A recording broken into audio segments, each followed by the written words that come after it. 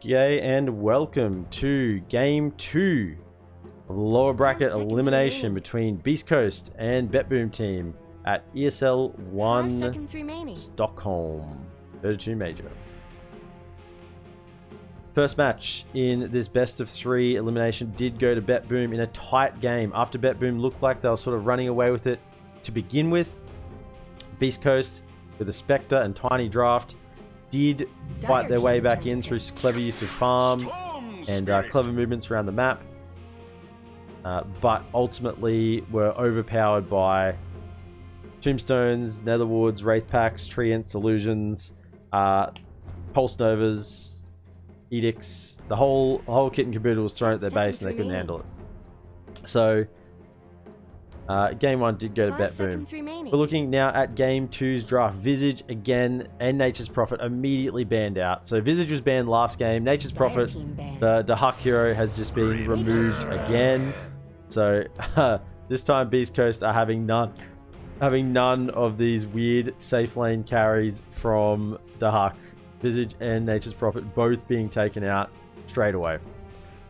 Reply bans from BetBoom. Timbersaw, of course, it's a strength meta patch. Getting rid of Timbersaw if you want to pick things like CK and other strength heroes. Snapfire, very strong. Early globs, plus the blink shard scatterblast with that stun can be very, very powerful. I mean, whoa, the bans are coming out so quick. We have Bloodseeker ban as well, along with the Pangolier, so those two meta heroes have been taken out of the draft as well. And of course, they sort of pair with each other, Bloodseeker and Pango. TA just is a little too strong in the patch right now as well, with the lane domination, but also then the late game potential with the Ags, the Shard, and the Refraction charges. Doom being removed as well, being quite strong this tournament. I originally gave a little bit of hate on the Doom picks because traditionally Doom picks can be countered with the buyback, but seemingly this tournament the buyback mid-fight has not seemed to be as powerful. I think that's because fights are a little quicker. Kills are a little bit more pick-off orientated in the fights. If you can get a kill quickly, there's no long drawn-out fights here. Like this, it's dominated by Storm Spirits and CKs. These are heroes that go in and kill something in the next 1.25 seconds. And if you buy back, you can pretty much disengage straight away on the other team because you haven't really committed a whole lot. And Storm can zip away, and your buyback is just is null and void. If we look at our first picks, then Pugna, very strong. We saw in that first game on the side of BetBoom with leveling the Netherwood early. You can dominate the lane, and then you can also dominate those early pushes, and you just whack down Netherwood, and you just hit the tower. And what is the opposition team going to do? How do they enter a fight where there's a Netherwood sitting on the ground? They just can't. You just can't do it. You just take too much damage. It's too powerful, particularly in those early pushes. Storm Spirit has been banned in most games, so we're going to see the potential of Storm Spirit this game. We're sure we're going to see some Null Talismans, that mana loss reduction, and Spell Amp. So we'll see how good this Storm is that has been banned in most matches this tournament.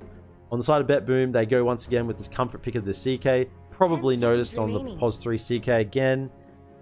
We saw him play it last game, and he dominated the map for the first 15 minutes. He just did and went wherever he pleased. And there was nothing that Beastcoast could really do about it for a long time until they eventually got him, when he probably got a little excited at a tier 2 push and went right behind the tower when his team was on the other side, and he did get isolated. Grimstroke has been picked up as well. Grimstroke and CK, really good combination. You get the Chaos Bolt stun with the... I always can never remember the name of the Grimstroke ult. Grimstroke ult, the bind, get the double stun, Soulbind. There it is. I just had to stop thinking about it for a second, and then it comes to me. With the Soulbind, you get the CK stun, Soulbind. It's really nice. With the follow-up of the Inkswell, and it's just a really powerful combo. Tiny was second phase pick from Beastcoast. Once again, comfortable with that Tiny. Whether that will be a mid lane Tiny or a safe lane Tiny, we're yet to see. The fact that we have a Storm Spirit would indicate that this is not probably mid, more likely a POS 1 or even a POS 4 Tiny. As I've said, Beastcoast Gajira has run that Tiny previously in the 4 position. BetBoom have responded with Void Spirit and a Spirit Breaker. I mean, I'm really liking BetBoom's draft at this point in the draft. We're going to see what those last couple of picks are that tie the match together, but man, there is some powerful burst damage coming out and powerful disruption. Is Soulbind plus a Spirit Breaker charge and Nether Strike. You got the CK going rank in the back lines once they get a blink. Void Spirit jumping in and out, getting those quick kills. Void Spirit and Storm Spirit very similar in terms of they go in, just expend everything, get a kill, and then get out. Void Spirit really wants to get out with the second Astral Step. You know, cool guys don't look at explosions. Astral Step in, dissimulate, Astral Pulse, everything, Ether Remnant, and then hit a couple of times, and then Astral Step to get away and finish the kill. Underlord has been last phased banned quite regularly. And this time Beastcoast have decided they are not going to wait for the last phase, where quite possibly gets banned out again. They're going to grab it in the second phase picks. And let's see what this feared Underlord can do. I mean, you look at what an Underlord draft really wants to do. You want to play around that Underlord. You want to get some aura items. You want to really make yourself a bit of a ball around the Underlord. Get that damage reduction on the opposition team, and just make it really hard to kill anything. I mean, you got Pugner with the Decrepify, so there is some potential save there against a CK. Not really against the other members of BetBoom at this point, because the Decrepify not going to really help against a Grimstroke or a Void Spirit. Spirit Breaker is still going to hit you with the charge and the Nether Strike. Won't be able to hit you, obviously, but yes, it's still going to be a lot. So, is that the draft of Beastcoast? Try and make a bit of a ball. I'm thinking that this is a 4 Tiny at this point. I'm sort of sold on the support Pugner and Tiny, mid Storm Spirit offlane, Underlord being taken by Whisper. DP has been banned. Of course, you want to get rid of that DP when you're picking lots of strength heroes. That percentage-based damage and heal on the Spirit Siphon is an absolute menace. We've seen in some tournaments leading up to this one, or just in the division matches, how insane a Death Prophet can be. So that is quite a warranted ban against strength heroes. It's almost very similar to the first phase Timbersaw ban in the terms of the impact it can have. Luna is the last one taken out, and that really does fit with the theme of a bit of a ball. So I really appreciate that BetBoom team ban. I think they did put together the draft of Beastcoast and really said what hero can sort of move in a ball, provide something as a carry to the rest of the team in that ball, and Luna was really the one. Drow is the other one that can provide a fair bit to a team in a ball. Sniper also comes to mind here. You've got a really strong sort of front line deterrent. But I mean, Sniper into Void Spirit, Spirit Breaker, CK is a little sketchy. It's a little sketchy, but I mean, Sniper is a lot more resilient than he used to be. You have the concussion grenade. You have lots of items to keep yourself alive. You have this Underlord ball. Last pick sharp. Okay. So we're actually going to be seeing a Dahak CK. Dahak CK, mid Void Spirit, offlane Spirit Breaker, and then Grimstroke and Shaman on the supports. Unless I'm completely misreading this and it's some sort of safe lane Spirit Breaker. So, I mean, I'd love to see it. Who wouldn't love to see a safe lane Spirit Breaker? I'd love to see Dahak play safe lane Spirit Breaker. That'd be incredibly entertaining. I mean, we'd just be going balls deep all game. So that'd be fantastic. Beastcoast got a final pick here. And I think they've got to assume the CK is the carry. Medusa is still in pool. Medusa is still in the pool. You've seen Medusa banned out against CK many times. It's the Wraith King. Choose your hero. Okay. Wraith King does fit with the ability to survive a big burst from this Void Spirit Spirit Breaker combo. But their cooldowns aren't that long. And Seneko on the Shadow Shaman is going to provide a lot of control. I mean, I guess the plan is that Chris Luck goes in and takes out the Shaman. It is noticed on the Spirit Breaker and a POS 1 Dahak. I mean, we had the dream there for a moment. We had the dream that perhaps we're going to see a safe lane Spirit Breaker, you know, coming to a pub near you. That would have been fantastic. But we're not going to get to see that. So it is the POS 4 Tiny for Gajira or Schofield. I wish players would just use their actual names. Makes it so much easier for casters. Chris Luck with the Storm going mid, Stinger on the Pug, no support, Whisper in the underlane, but done in Underlord in the offlane, and K1 will be taking his signature Wraith King. K1, of course, to my understanding, is who used to be known as Hector, and maybe it still is, but he's got K1 at the moment, so that's what I'm going with. So, as far as I'm aware, K1 is Hector, and Hector, his signature hero was his Wraith King. That's where he really came to fame, playing his Wraith King and pretty much stomping over anyone who came near him. So he really does know the hero of Wraith King, really knows how to optimize the farming with the skeletons, and I'm expecting to see a real classy game here from on K1 on this Wraith King. Prepare for battle. Teams giving the good lucks over to each other. A little bit of well wishes before the game starts. A little bit of taunting. No smoke from either side coming out. Can we see no regen either? No regen, no smokes. I mean, who needs regen, right? Just one clarity. Ooh, did they see it? Did they see it? Maybe. Maybe not. I don't think they did. Get rid of that. I don't want to click on that. Is that going to come up every time I click on him? Hope not. Oh, it's on the side there. Okay. Let's just close that down. Right. Stinger does have does have the salve, so he's got some regen. Chris Luck with the 3 tangos and the ward. Taneko with boots first with some wards as well. Boots, of course. Look at the Shaman's initial damage. 74 base damage on the Shaman. Taneko really wants to bully the lane a little bit, and he's got the boots so he can do that. Doesn't need any stats early. Hit, run in, hit, run out. Run in, hit, run out.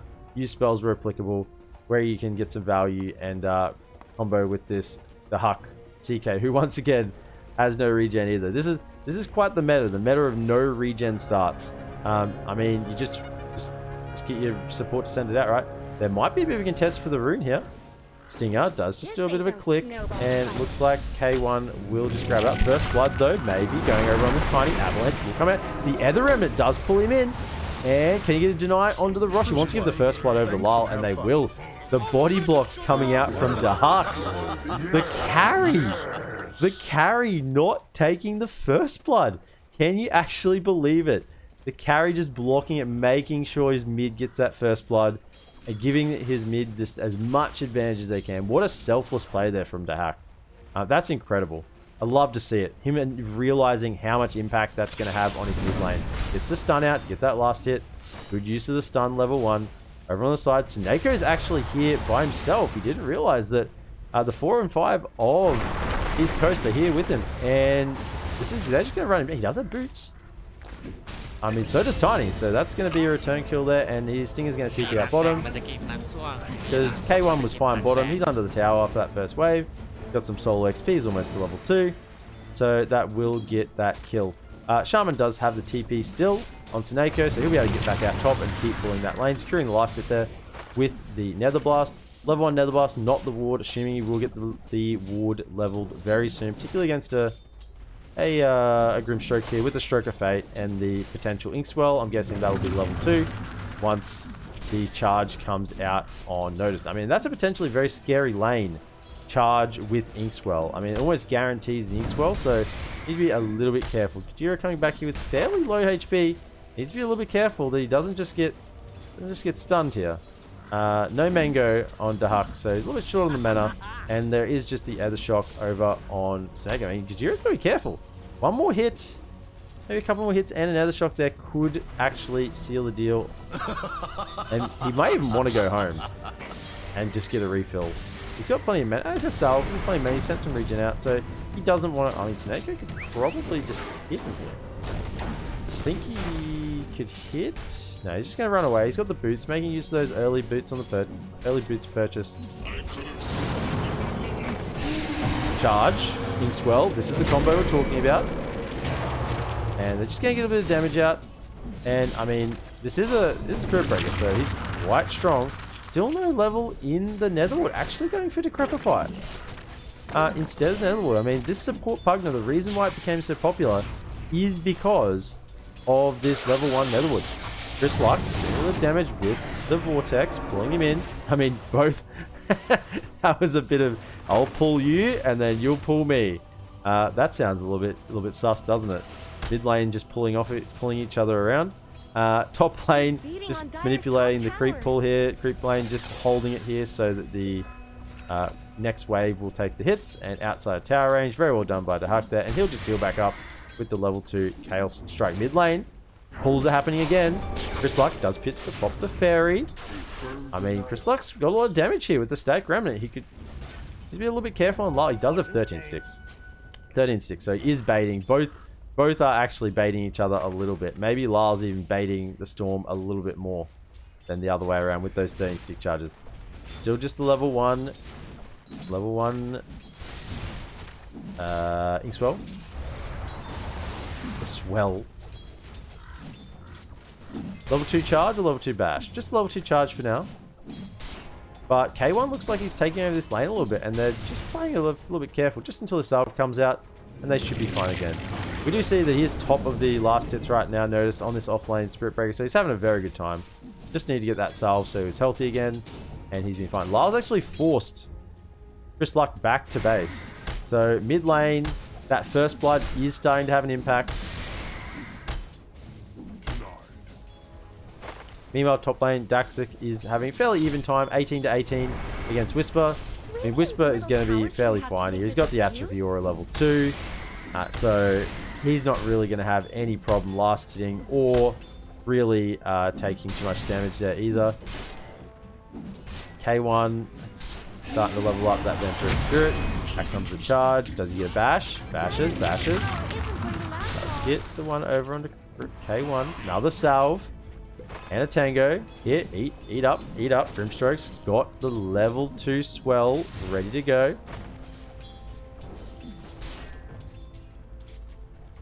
Pyle's just walking in circles there. Fair enough. Does get the pull. A little bit of damage. Actually, yeah, 3 levels in the Resonant Pulse just to mitigate the damage coming out from Storm as well as being able to last hit with that ability. Very, very good ability to last hit and harass with. There's a tiny bottom. I think Force Mage is going to be in trouble. He will go down, but the bash comes out. Oh, the double bash. The double bash coming out from Spirit Breaker. Notice pressing the bash button and just having that one for free. Top lane. Whisper. Who's going to fight? Oh!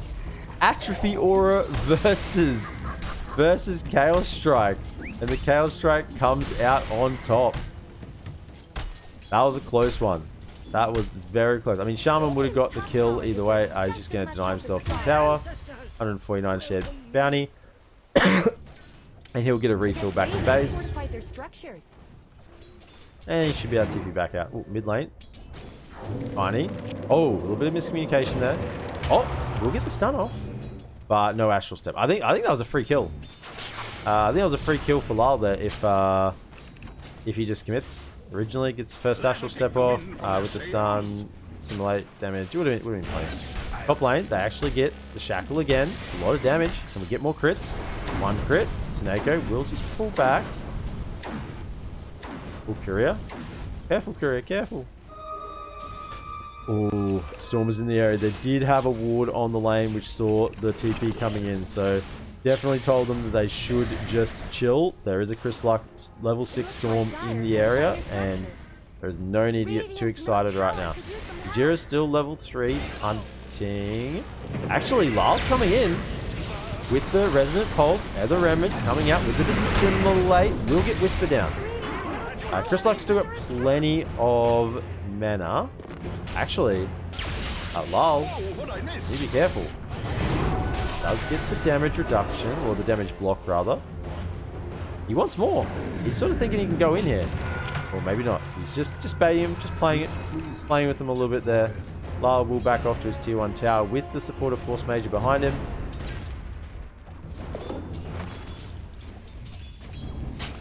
And I'm thinking we might even switch over in a moment.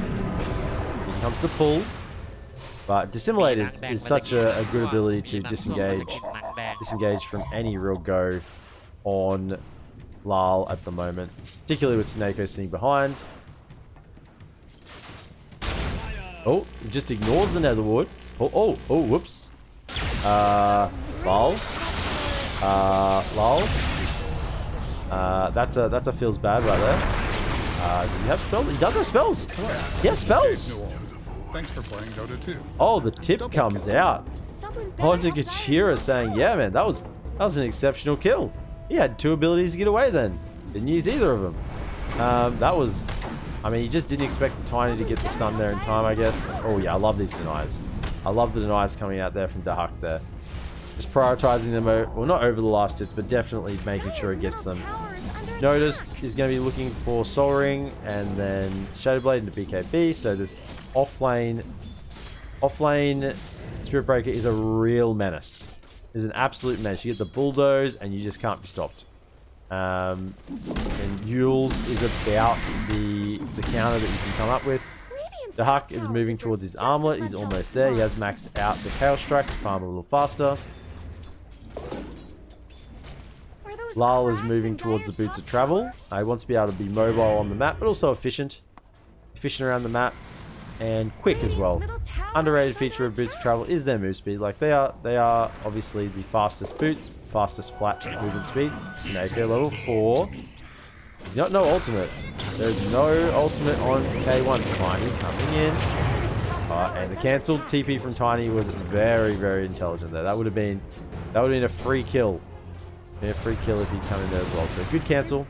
But it does mean that Tiny has no TP and he is stuck in this top lane with no TP and can't go anywhere for the next minute or so.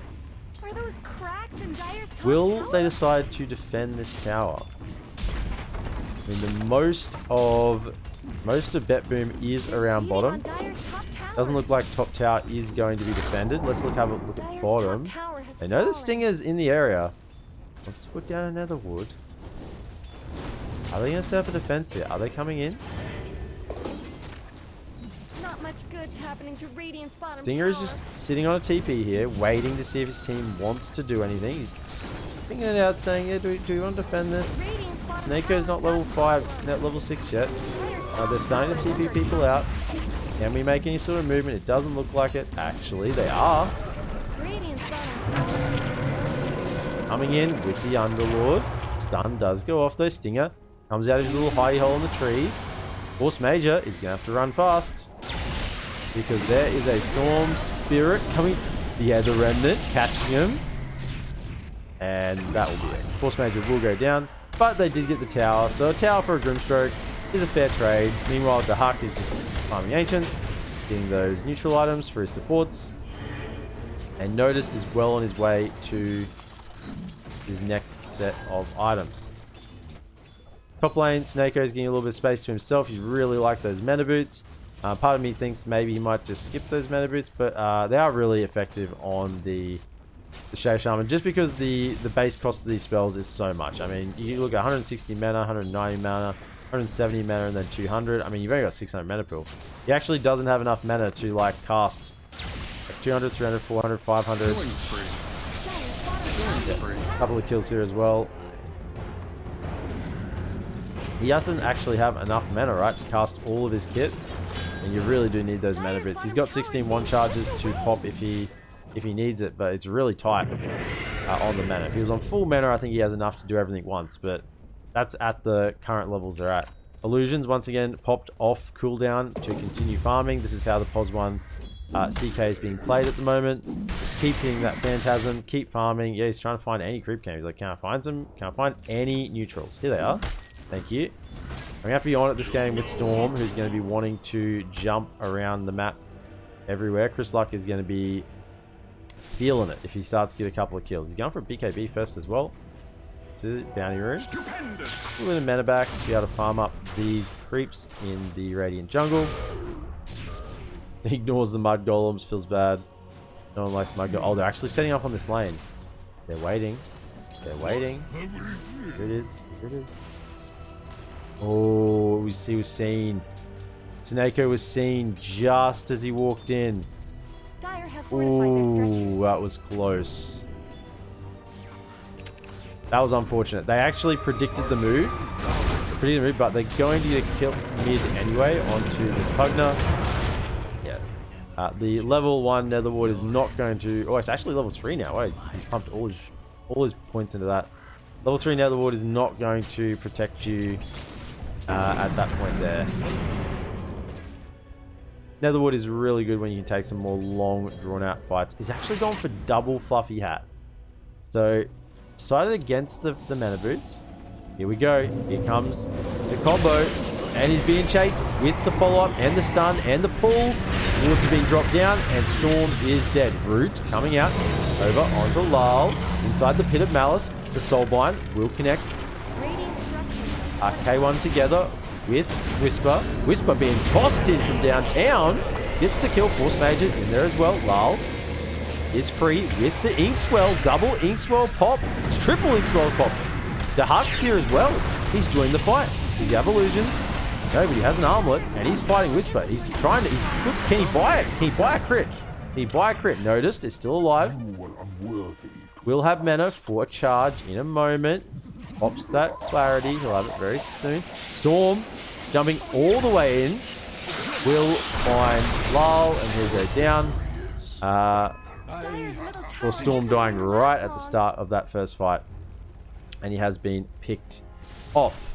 DD. Oh, and the reward. The reward for Storm as well, the DD. I mean, could you ask for anything more? You can actually probably just get a little bit of mana back. And yeah, he's got the clarity going. Oh, and the water regen from the Ocean Heart. So he's really feeling good right now. With a DD, he can pretty much kill anyone on the map. Probably save the CK at this point. Spiritbreaker still only has 1400 HP, so he is killable to an initiation, assuming he doesn't get the bulldoze off. Lyle definitely can die as well. No defensive items yet. He has those boots of travel, so I hope he's not going for boots of travel too at this point in the game. Smoke will be coming through. Stun will come out, and that will stop the swell combo with the charge. Someone better help Dire's middle tower. Still only level 1 bulldoze at this point, so that does want to get leveled up a little more. Get that status resistance up to 65% with bonus move speed and reduced cooldown. Does really make Spirit Breaker into the king that everyone is scared of around that mid game, even mid to late game. You get the Ags and the Shard, and you're like, what can stop this guy? Wards popped. Oh, and the deny comes out. Oh, dearie me.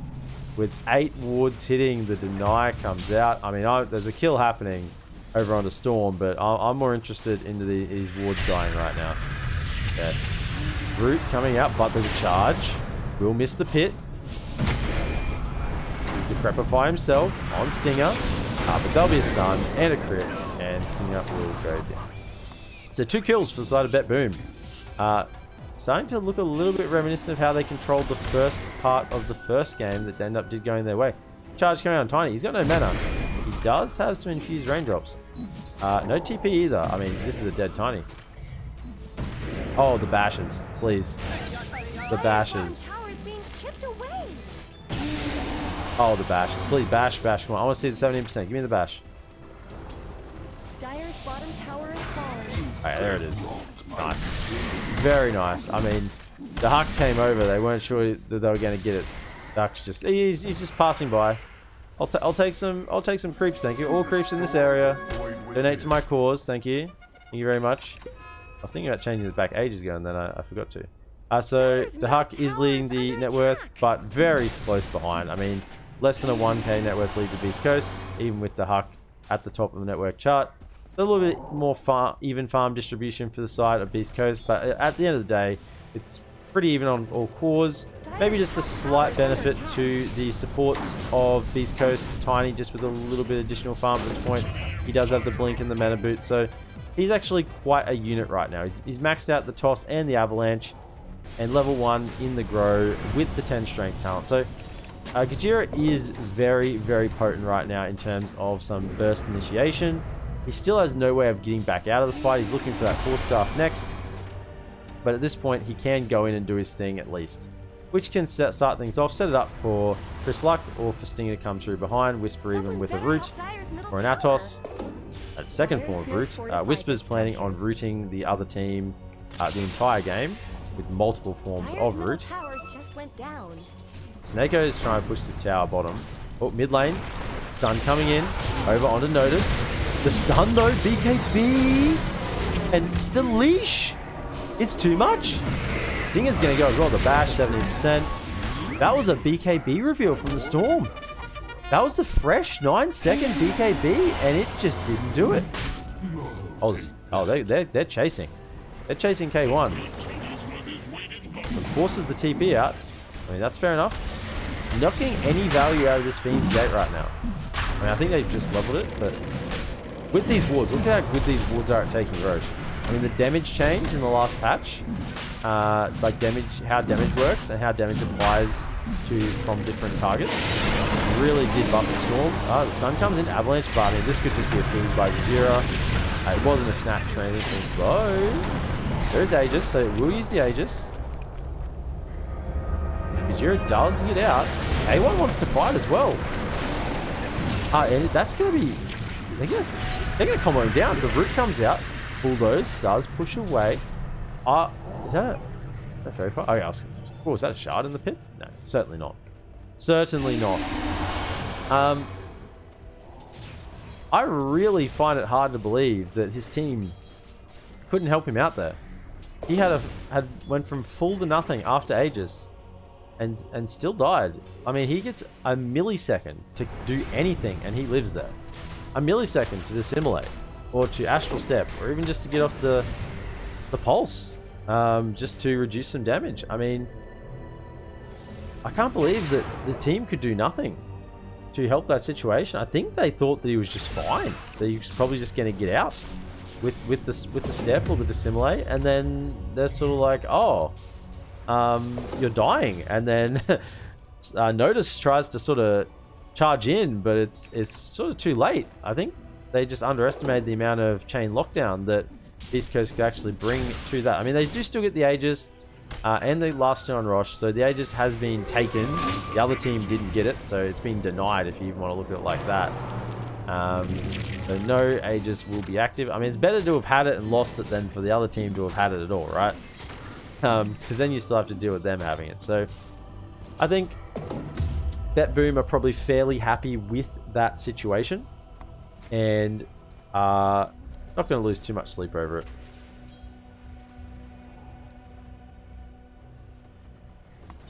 Notice with that Soul Ring now as well, working towards the BKB. You can see he's queued up the Ags afterwards. He certainly wants that to be able to charge a little faster and harder.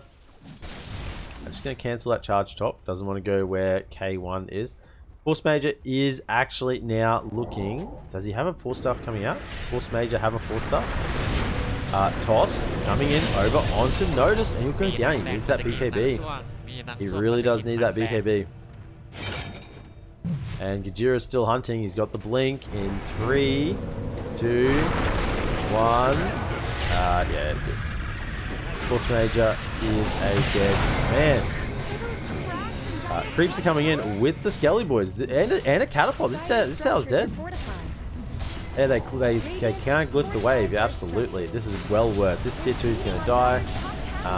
Stinger with the suck. The reverse suck is going to put a smile on Chris Luck's face. K1 is going to heal up.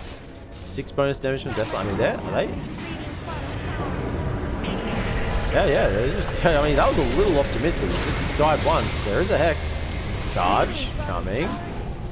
The pit is actually very, very obnoxious against Noticed. So that's actually one thing I didn't consider in the draft, how obnoxious the pit is against the Spirit Breaker. Normally Spirit Breaker just wants to charge through the middle of the fight and just stun everything. But with the pit, I mean, you just can't. You just can't get in. If you're charging on that angle, then you simply cannot get through that area. The pit's on the ground and you will have to wait for the green light to go again. Charge with the swell coming through, not actually getting to anything fast enough. The Huck, his latest item, BKB as well, stun. It's an illusion. It's an illusion, lads. Oh, it's a curious shop over here right now. It's a curious shop. We got an ulti orb. We got Wraith Pack sitting here. We got the full courier experience. It's like a courier retreat right now. Who do we have? Who's this courier? Like the little wing bird. We got a dragon. Who is this? This one left home early. I mean, yeah, whatever. I'm looking at the couriers. Yeah, this is like someone with the Gem of True Sight or something. Where did Pugna die? I mean, yeah, that's a nothing kill. Not going to actually achieve anything on the map. Creeps are not pushing in fast enough. If they wanted to go for the tier 1, they probably could, but there could be a rotation for Beastcoast that could punish them for that. And this tier 1 tower isn't worth a whole heap at this point in the game.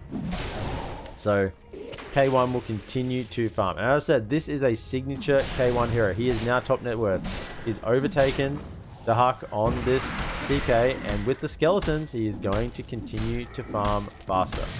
Once he gets level 3 illusions, that will actually increase his farm rate significantly with an additional illusion.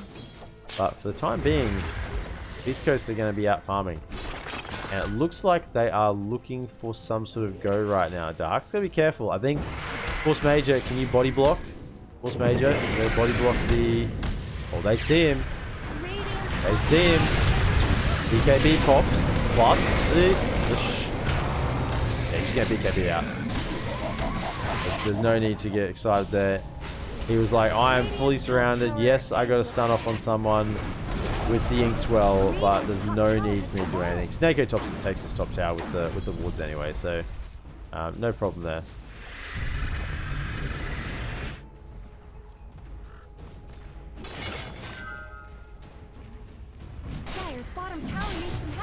Illusions. I mean, has he? I want to look at what he's gone for. He's gone for the attack speed and the Wraith by Blast. He didn't go for the skeleton damage, which I think is the right call. Another 0.7 seconds on the stun. I mean, that could be 1 or 2 more hits.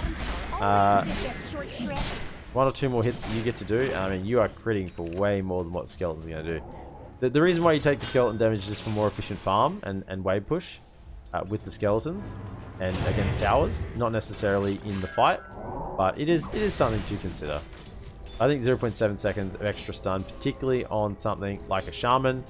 Like if Shaman lives through your initiation top lane, noticed, he's bulldozed up and is doing the jukes. He's booting away and he should be fine. Whisper, just whisper and see if he can find it. But no, illusions. Oh, hang on. Wait. The Huck's here. With the Phantasms, they're just baiting it a little bit. Do they want to go in here? The Huck, you're alone. It's going in. Oh, but Kajira was waiting. Isn't it enough to save Whisper? Whisper's going to pop the BKB. Hello? You tossed him back in? Maybe not the best idea. He's going to TP away. Okay. This is quite the unusual engagement at top. I mean, it's a BKB charge, right? So down to 8 seconds. That was the fresh 9-second BKB. And Dahuk's fine. He's got ulti back up in 25 seconds. Not really anything lost by doing that go. I mean, he's got a BKB, so he is fairly safe to make those sort of plays. I think at this point, there's nothing that goes through a BKB. Nothing that will stun through a BKB anyway. So BKB TP out is still very safe. For the side of BetBoom. Not so much for the side of Beastcoast because there is a Spirit Breaker. There is a Spirit Breaker around, so a BKB TP out will not get the job done. Particularly if there's a CK around as well. He might just kill you before the TP completes. So something else to be aware of there. K1 heading towards the AC. Looking at that minus armor a little bit more, stack it with the Deso. Also, AC works against towers. So with an AC and a Deso combo, you really lower the armor on towers significantly. and they will melt to your damage and your skeletons, because the skeletons are going to benefit from the Deso hit as well as the AC aura. Dahak just desperately trying to keep up with farm, popping the illusions. I mean, this is a smoke with no Phantasm. I am a little bit concerned.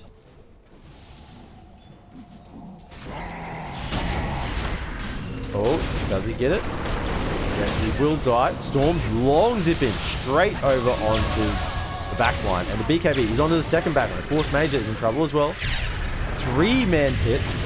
BKB coming out from K1. He's going to get over. Oh, that's a crit down. There was a Grim Stroke there. But now he's not. Lal with the BKB. And the Astral away with the Dissimulate. Storm is almost out of mana. He'll see him. Will get the Astral. Or the... Oh... No, he's fine. Okay.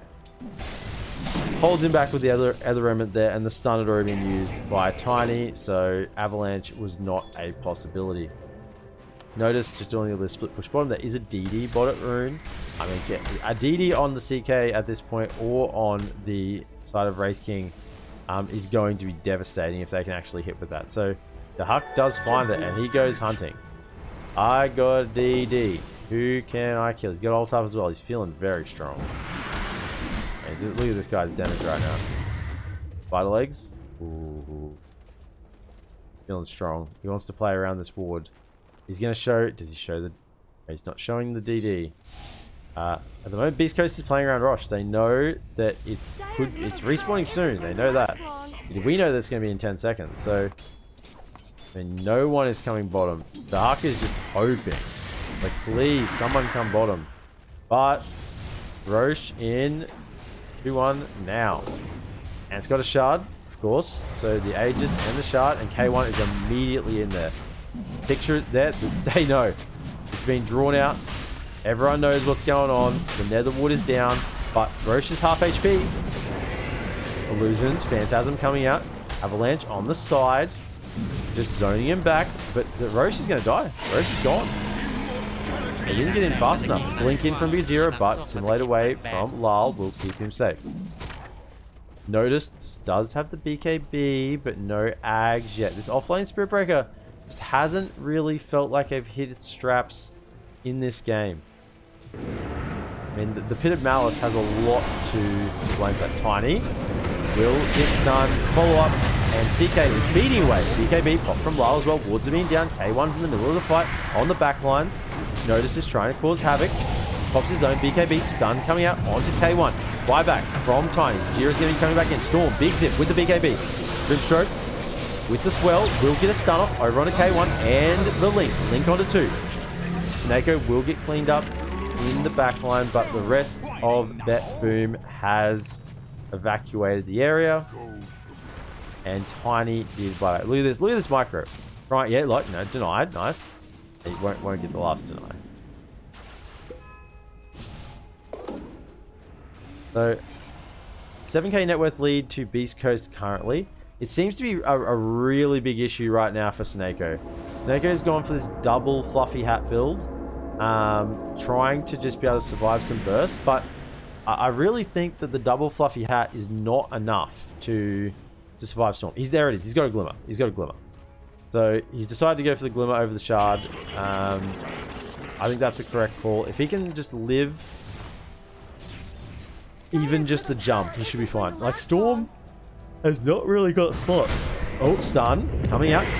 Gets the Phantasm off, and he dies. There goes the Aegis. In comes the Dark Rift. Stun.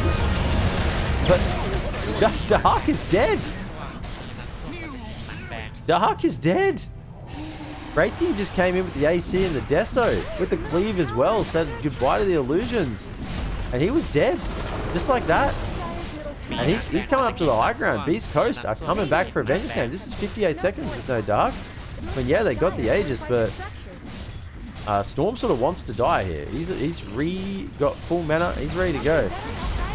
And now we have a Pugner pushing. We have a high damage Whisper. Okay. Avoids it with the blink a little bit. They're just delaying right now. They're just trying to delay. Snako, you showed yourself. Holding around. Gonna let the big heavy to expire. And he does get back. Snako, that glimmer, absolutely saving his life there. There would have been nothing that his team could have done if the Storm could have seen Snako there. He would have died. And Storm would have probably still lived. That would have been the sad irony of it. Snako would have died and Storm still would have just zipped away and lived. So that glimmer absolutely saving his life. Grimstroke has an Aghanim's Scepter. This is a game winner. For those who don't know, Dark Portrait creates an ink illusion of a target enemy hero. Illusion is spell immune and has bonus movement speed and attack damage. 150% attack damage, 300% damage taken, 30% movement speed bonus, and it lasts for 35 seconds. The big part of that is it's spell immune.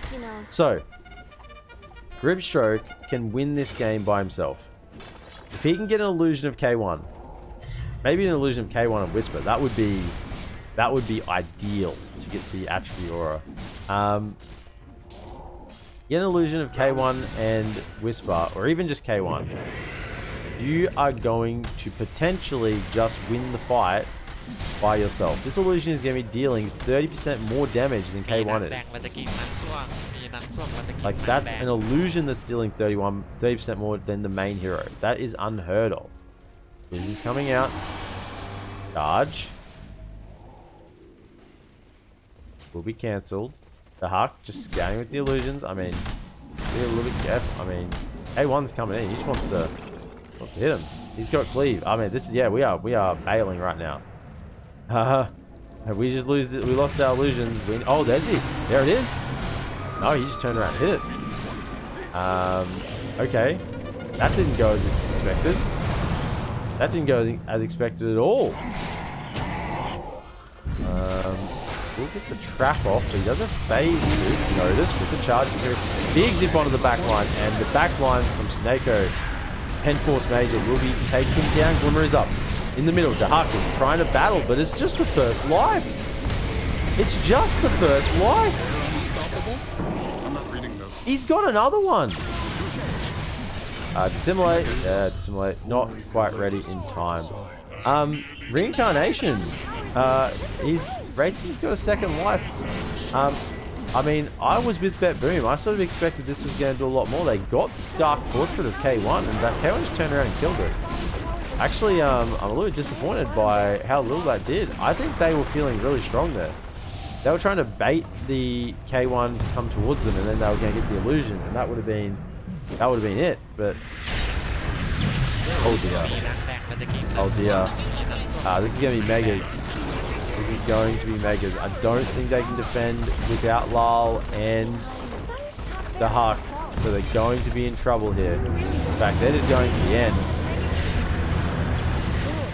Yeah, this Force Major is in serious trouble, so is Notice. I mean, in comes the 3-man Vortex, and that is going to be the game. The GG is going to be called that. Right there it is. And game 2 will be going to Beastcoast. That sets us to a game 3 decider in this lower bracket elimination game at ESL Stockholm 2022. Beastcoast not having a capital letter there really, really disturbs me. I'm just going to put it out there. It should have a capital letter.